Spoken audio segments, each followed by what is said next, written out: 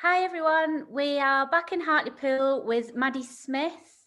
Hi Maddie, thanks for joining us for the interview today. Hiya. Do you just want to start by just telling us a little bit about your art form, please? Yeah. So I play the viola, like that's my first instrument. But I like to combine that with like electronics and voice. And I've worked with soundscapes and stuff, found sound. Um, yeah, and I've worked with video, and kind of exploring the link between like audio visual stuff, which is like So how and when did you first get involved in the arts? I started learning viola when I was like at school through Tees Valley Music Service. So I was quite young when I started doing that, and then I kind of so it was like quite a classical beginning. Like obviously with the viola, it was quite classical. And as I got older, I sort of like started learning guitar and things, and got kind of into that.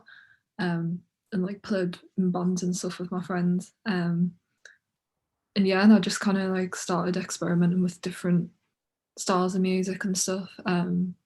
Tried starting to sing. Didn't really know what I was doing, but yeah, and then I just like it was something I really enjoyed, so and I'm still doing it. What would you say would be your major influences or what inspires you?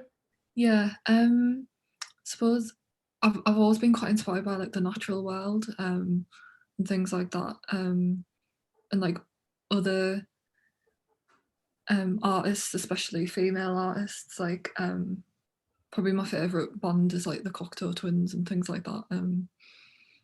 I like Bjork and stuff.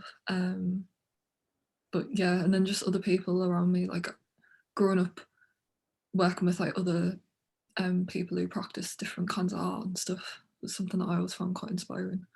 So yeah, Do you do a lot of collaboration or do you tend to work on your own? I do like I do work on my own quite a bit, but then I do find when I like collaborate with other people, like I do more and I enjoy it. But yeah, for some things like my last EP, like I kind of did that a lot on my own. But yeah, I have worked with like quite a few other people, especially recently. Yeah. Yeah. So would you say, obviously, if you've been, it's like a classical beginning, so a lot of it was kind of through lessons and grading and things like that. Have you kind of done any kind of experimental work and kind of learnt your craft kind of independently, kind of making it up as you're going along, or is it all being kind of education based? I feel like a lot of the stuff that I've done, I was just kind of winging it and like seeing what would happen. But I think definitely having that like classical background kind of it did help, like in a way. But yeah, like especially with like the technology side of things, I just kind of would like mess around on different things, and yeah, and that's kind of how I don't know. I just kind of like started doing it, and then I was like, oh, I like that, and then yeah. So So have you had many? Have you done any gigs? Have you kind of performed live many times? yeah, like so when I was like younger, I did stuff with the orchestra at school and things. So that was kind of the first performances I would do, but obviously it was part of a big group. But then when I started doing it on my own, I was in like school. I was probably about 16, 17. I played in a few bands like with my friends. And then I started doing my own stuff, but it was when I went to uni, that's when I really started to feel more like confident in performing myself. Um, and it is something that I've always found a bit awkward, like doing it on your own. But I've started to enjoy it a lot more. But yeah, so I've played a few gigs in like recent years. Yeah, Brilliant. Do you feel like a different person when you're on stage? I feel kind of like separate from the music that I do. I don't really like. I know it probably sounds weird, but like I don't really like to talk a lot. Like I find it quite awkward. So like people have said, just kind of like stand there, but like it's my thing. People have said so. Like I do feel kind of like it's not about me. It's more. I know it sounds really pretentious, but it's about like the music. But yeah, like I would say it was more about me. I mean, not me, the music. So yeah, yeah, but yeah. So why do you think the arts is important for yourself and more generally? Or do you think the arts is important generally? I definitely do, yeah. I think just growing up, especially, it was like a way for me to like express myself and things. And I found it really kind of like therapeutic, making music and stuff. And I was a lot more private about it. But as I've got older, I feel like I'm more comfortable with that. But I think especially for like young people, you know, when you're that age and you're like really angsty and not like, you know, it is like just good for you to do, I think.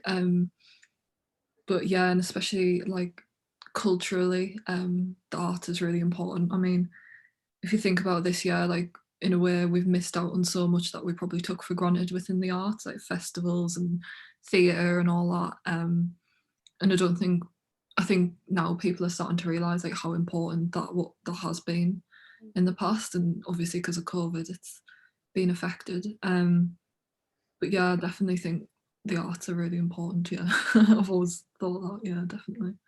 Has Yeah. your practice been affected much by COVID? Yeah, I suppose in a way, because I haven't done as many live things, but I have luckily had like opportunities to do things virtually, and I have met people like through Zoom and stuff that I probably wouldn't have got the opportunity to meet, which is weird, but it's good because I've like still managed to meet people even though I haven't like gone out and done it. But yeah, I think it's just been really weird. I think sometimes it's hard to feel like motivated about things as well. But yeah. Yeah. Has it had any effect on your future plans with your music? In a way, I've kind of thought about more like what I want to do in the future when I can, and like different ways of delivering it, I suppose. Because everything's more virtual now. And I think I've had time to like think about what I actually want to do, like artistically in the future. So I want to get more involved with like community work and things. So yeah, but I mean, it's quite hard to like plan because of obviously everything's quite uncertain.